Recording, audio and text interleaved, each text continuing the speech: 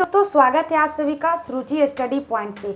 आज हम राष्ट्रपति का जो निर्वाचन होता है, जिसका पद्धति है उसके बारे में जानेंगे। राष्ट्रपति के निर्वाचन की क्या क्या विधि होता है, कैसे एक एमएलए का वोट हजारों में या 100 में जाता है, इसके बारे में हम समझेंगे। इससे पहले हमने आर्टिकल 52, 53, 54, 55, 56, 57, 58 ये सारी जो राष्ट्रपति के अनुच्छेद है उसके बारे में जाना। हमने आप लोग को बताया था कि राष्ट्रपति का जो निर्वाचन की जो विधि होता है, ये 3 फार्मूला से राष्ट्रपति का निर्वाचन होता है, उसके बारे में हम बताएंगे नेक्स्ट वीडियो में। तो इसीलिए हम ये वीडियो आप लोग के सामने लेकर आई हूँ, जिससे आप ये समझ सके कि राष्ट्रपति का चुनाव कैसे होता है, किस प्रकार से राष्ट्रपति का क्या होता है, चुनाव होता है। तो राष्ट्रपति का चुनाव एकल संक्रमण पद्धति के द्वारा होता है, जिसमें हमने बताया था कि एक साथ बहुत सारे राष्ट्रपति खड़े होते हैं, 3 या 4 या 5, 6 जितने भी राष्ट्रपति खड़े होते हैं, और वोट देता है वहाँ का विधानसभा का मेंबर और आपका लोकसभा का मेंबर और राज्यसभा का मेंबर। ये जो तीनों सदनों के जो लोग होते हैं वो राष्ट्रपति के चुनाव में भाग लेते हैं, राष्ट्रपति के निर्वाचन में भाग लेते हैं। आपका विधान परिषद नहीं भाग लेता है। 3 यूनियन टेरिटरीज दिल्ली, पुडुचेरी और जम्मू कश्मीर भी राष्ट्रपति के चुनाव में भाग लेते हैं। तो हमने ये सारी बातें पे जितना भी बात मैंने अभी आप लोग को बताया, इस पे इसके पहले वाले वीडियो में चर्चा किए थे। अगर आप लोग को देखना है तो इससे पहले वाला वीडियो ज़रूर देखिए, तब आपको राष्ट्रपति के बारे में ज़्यादा समझ में आएगा। आज हम सिर्फ जानेंगे कि राष्ट्रपति का चुनाव कैसे होता है। अभी आप ये समझिए, फिर हम आपको बढ़िया से लिखकर एकल संक्रमणीय पद्धति के द्वारा राष्ट्रपति का चुनाव के भी बारे में बताएंगे। देखिए कैसे कैसे निर्वाचन होता है, आखिर कैसे एक एमएलए का वोट 500, 600 तक जाता है। कोई एक एमएलए है, वो राष्ट्रपति को वोट दिया तो उसकी वोट की जो वैल्यू होती है वो एक नहीं होता है। कहीं किसी राज्य में वोट का वैल्यू 500 है, किसी राज्य में वोट का वैल्यू 600 है, 400 है। इस प्रकार वोट का वैल्यू अलग है। याद रखिएगा, कोई भी एमएलए, किसी भी राज्य का एक एमएलए अगर एक वोट देता है तो उस एमएलए का वोट का वैल्यू एक नहीं होगा। तो कैसे वोट का वैल्यू निकलता है, एमएलए का वोट का वैल्यू हम कैसे निकालते हैं वो हम समझते हैं। देखिए, सबसे पहले विधानमंडल में कुल 4033 कहाँ 4033 एमएलए विधानसभा में बैठते हैं। कितना? तो 4033 एमएलए विधानसभा में, और 28 राज्य में क्या है, आपका विधानसभा है। तो हम एमएलए का जो वोट का वैल्यू कैसे निकालते हैं वो देखते हैं। देखिए, एमएलए का वोट का वैल्यू के निकालने का एक फार्मूला है, जिसे आप याद रखिएगा। राज्य की जनसंख्या बटे टोटल एमएलए गुने 1000। मतलब कहने का अर्थ क्या हुआ, किसी भी राज्य की टोटल जनसंख्या पहले हम ऊपर लिखेंगे। जैसे बिहार में कुल 13 करोड़, लगभग 1971 के जनगणना जब ये होता है उसके अनुसार बिहार का जो जनसंख्या है वो कम से कम 13 करोड़ के आसपास बिहार की क्या जनसंख्या है। तो वैसा हम देखेंगे कि 13 करोड़ बिहार की जनसंख्या हो गई, और वहाँ के जो विधानसभा के जो मेंबर हैं, विधानसभा जैसे राज्य के विधानसभा में कुल 2 से 233 ये आपका एमएलए हैं। राज्य के जो विधानसभा है, राज्य के विधानसभा में, बिहार राज्य के विधानसभा में 243 क्या है, तो ये एमएलए हैं। क्या बोला यहाँ, देखिए, राज्य की संख्या बटा टोटल एमएलए। तो टोटल एमएलए कहा कि उस राज्य का टोटल एमएलए, तो उस राज्य का टोटल एमएलए का संख्या कितना, 243 गुने 1000 करेंगे। तो 3 0 से 3 0 कैंसिल हुआ, तब कितना बचा, 13 लाख बचा। अब हम 13 लाख को जब 243 से भागा देंगे तो एक एमएलए का वोट का वैल्यू 534 निकलेगा। एक एमएलए का वोट का वैल्यू कितना निकलेगा, 534, एक एमएलए का वोट का वैल्यू। अब उसी प्रकार जब हम पूरा एमएलए का वोट का वैल्यू निकालेंगे, एक एमएलए का वोट का वैल्यू हमको 534 निकल रहा, और सोचिए हमको 243 एमएलए का वोट का जब हम वैल्यू निकालेंगे तो कितना ज़्यादा हो जाएगा। तो देखिए यहाँ पर निकालें कि देखिए बिहार में 534 क्या है, एक वोट का वैल्यू है, एक एमएलए की वोट का वैल्यू 534 है। और वहाँ एमएलए की संख्या कितनी है, 243। एमएलए की संख्या कितना है, 243। तो जब हम इन दोनों को गुना करेंगे तो कितना, 1,39,762, 1,29,762 कितना, 1,29,762 कितना निकलता है। तो पूरा बिहार राज्य की वोट का वैल्यू निकलता है एमएलए का, किसका, एमएलए का। तो इस प्रकार हमने एमएलए का वोट का वैल्यू कैसे निकलता वो जाना। फिर देखिए यूपी में कुल 24 करोड़, यूपी में कितना, कुल 24 करोड़ क्या है, तो जनसंख्या है, कितना, तो 24 करोड़ जनसंख्या है। और 403 वहाँ के एमएलए, वहाँ का जो विधान परिषद में 403 एमएलए बैठते हैं। और उसको हम जब 1000 से इसको जब हम भाग देते हैं तो देखिए 3 0 से 3 0 कैंसिल, तब बचता है 2,40,000। तो कितना बचा, 2,40,000।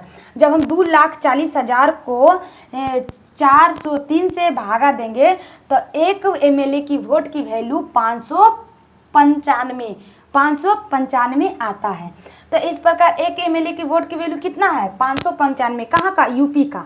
तो जब हम यूपी का पूरा यूपी का जितना भी एमएलए है उसका वोट का वैल्यू निकालेंगे तो कितना आता है। देखिए यूपी कितना वोट का वैल्यू निकला, एक एमएलए का वोट का वैल्यू 595 निकला। 595 गुने जब हम 403 किए, 403 क्या है, वहाँ का एमएलए की संख्या 403 है।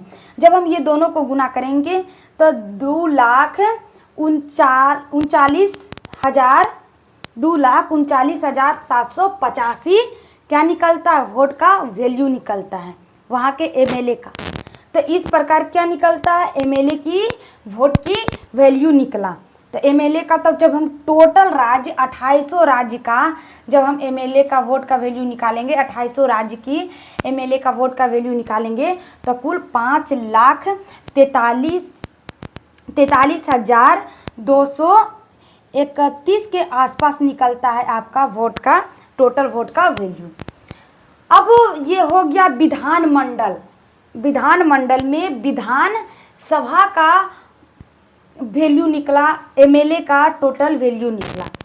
अब हम देखते हैं कि संसद में जो एमपी का जो वोट का वैल्यू को कैसे निकाला जाता है। तब देखिए टोटल एमएलए, अब पूरा जितना टोटल एमएलए हुआ है 5,43,000 कितना 231 टोटल एमएलए का वैल्यू निकला है। 2800 राज्य का टोटल एमएलए का वैल्यू निकला है।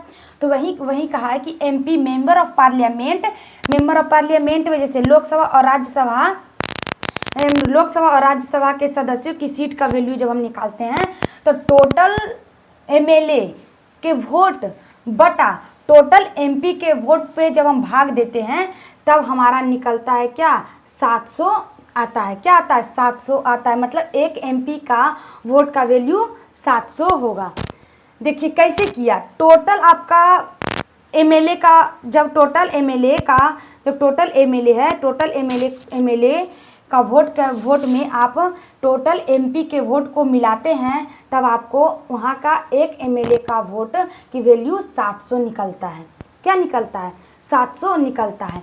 अब देखिए 543 यहाँ लोकसभा में और 243 आपका राज्यसभा में भाग लिया है। 12 मनोनीत सदस्य और 2 एंग्लो इंडियन तो भाग नहीं लिए, तो कुल 776 सदस्य भाग लेते हैं किसमें, तो एमपी। टोटल एमपी 776 हुआ। और जब हम इसको काट पीट के निकालते हैं तो 700 क्या निकलता है, इसका निकलता है क्या, तो इसका वैल्यू निकलता है 700। एक एमपी का वैल्यू 700 हुआ। तो देखिए टोटल एमपी क्या होगा, टोटल जब हम एमपी का वैल्यू निकालेंगे तो 700 में 776 को जब हम गुना करेंगे तो 5,43,200 क्या निकलता, आपका पूरा एमपी का वैल्यू निकलता है, पूरा एमपी का वोट। और यहाँ टोटल कितना था, 543,231। ये आपका एमएलए का वोट का वैल्यू हुआ, एमएलए का वोट हुआ, और ये हुआ आपका एमपी के। तो जब हम एमपी का वोट के वैल्यू निकालते हैं तो क्या करते हैं, टोटल एमएलए। अगर आप एमपी का वोट का वैल्यू निकालते हैं तो पहले आपको एमएलए का वोट का वैल्यू होना चाहिए। तो टोटल एमएलए वोट जितना हुआ, टोटल एमएलए वोट बटा टोटल एमपी को जब हम भागा देते हैं तो हमारा एक एमपी का वोट का वैल्यू 700 आता है। ये हमारा हुआ एमपी का, ऐसे निकाला जाता है वोट का वैल्यू। एमएलए का वोट का वैल्यू ऐसे निकाला जाता है। अब कोटा आखिर कितना कहा गया है कि 1/4 अगर ले आता है तो वोट ले आता है तो वो भारत का राष्ट्रपति बन जाता है। क्या बनता है, राष्ट्रपति बन जाता है। तब देखिए कैसे आता है, तो इसका कोटा क्या है। अब आखिर कोटा क्या है, देखिए तो जितना टोटल वोट हुआ, टोटल वोट में कैंडिडेट को क्या करेंगे, भागा देंगे +1। देखिए टोटल वोट हम बात के मान लेते हैं, मान के चलते हैं, माना कि टोटल वोट हमको 1000 आया बटा कैंडिडेट, 4 कैंडिडेट खड़ा होता है। टोटल वोट का वैल्यू 1000 आया, 4 कैंडिडेट खड़ा होता है, +1 है। तो 1 है तो 4 और 1 के जोड़े थे, यहाँ 5 हो गया, 5 हुआ नहीं, 1000 औसी है, 1000 के कैसे उतार दिए। अब हम इसको जब काटेंगे तो 200 आएगा। कितना आएगा, 200। अब देखिए 200 और 200 के 1 जोड़ेंगे तो क्या होगा, 201। 200 में हम 1 जोड़ेंगे कितना होगा, 201। तो मतलब जो व्यक्ति 201 वोट ले आया वो जीत गया। तो इस प्रकार से हमारा जो निकलता है एमपी का निकलता है वोट का वैल्यू, इस प्रकार एमएलए का वोट का वैल्यू निकलता है और इस प्रकार कोटा होता है। अब देखिए एकल संक्रमण पद्धति हम थोड़ा सा आपको बताते हैं, अगर इतना समझ में आ गया होगा तो हम आगे देखिए। एकल संक्रमण पद्धति के द्वारा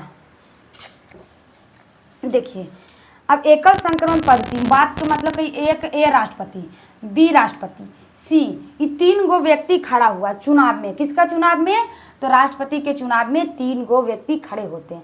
अब कहा गया आप ये तीनों को वोट दीजिएगा, ये आप तीनों को वोट दीजिएगा। जब मुखिया खड़ा होता है तो एक आदमी एक ही मुखिया को वोट देता है। एक बार में 4-5 कैंडिडेट खड़ा है तो जो जनता है वो एक बार में एक ही उम्मीदवार को वोट देगा।